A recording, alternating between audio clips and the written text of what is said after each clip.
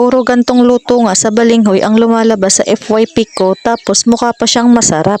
Kaya nga, dali-dali akong pumunta sa kabila para kumuha ng balinghoy. Habang naglalakad nga ako dyan ay walang ibang nasa utak ko kundi ikaw. Ay, yung putong balinghoy.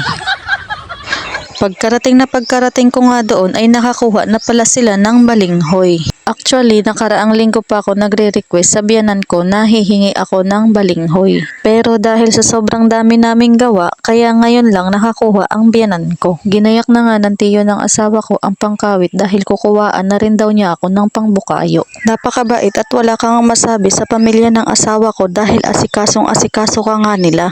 Yung tipong pag pumasok ka sa pamilya nila ay welcome na welcome ka. Ikaw na lang din talaga ang mahihiya sa kanila. Pagkarating ko nga sa bahay ay inasikaso ko na nga agad ang mga balinghoy. Agad-agad na nga ako pumunta sa ilog para doon ko na nga siya linisan. Sa mga tao na nagsasabi sa akin na hindi daw ako marunong makisama, pasensya na po kayo ha, marunong naman po ako makisama pero pagramdam ko po yung radar nyo.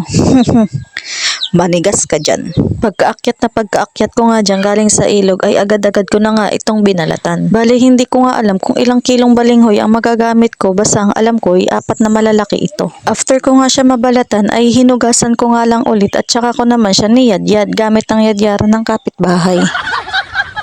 Joke lang po. Kumuha nga lang pala ako dyan ng malinis na tela at doon ko nga siya pipigaan. Tignan nyo naman ang mukha ko, ngiwi nakakapiga. Bali sa 4 na pirasong malalaking balinghoy ay ganto karami na nga ang nakuha ko. Itatabi ko nga rin itong pinakakatas dahil magagamit ko pa nga siya mamaya. Pinakain ko nga rin pala muna itong dinosaur ko dahil 2 araw na nga siyang hindi kumakain gawa ng naglilimlim siya. Sana all nililimliman, ikaw kaya kailan ka mapipisa? Joke lang po. Kinayod ko na nga dyan ang gagawin kong bukayo pero hindi nga ako nasisiyahan kaya nga kinudkod ko na lang siya. Pero ang ending, kinayod ko pa rin.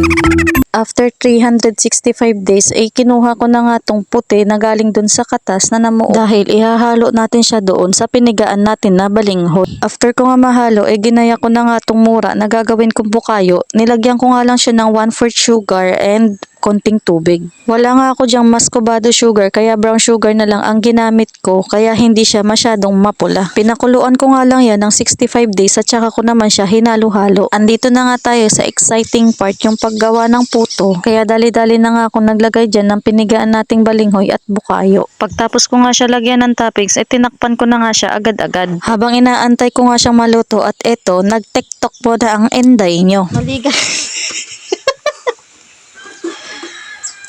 Kalma na. Maligat nga daw to, sabi niya. Tawang-tawa nga ako dyan sa mga pinagagawa ko. Mapapa-expectation versus reality ka talaga. Iniba ko na nga lang yung gawa ko dahil mauubos ng isang sakong uling namin ay hindi pa siya luto. Ayaw, lima! Ito talaga ang literal na expectation versus reality. Pero sa lasa, masasabi mong quality.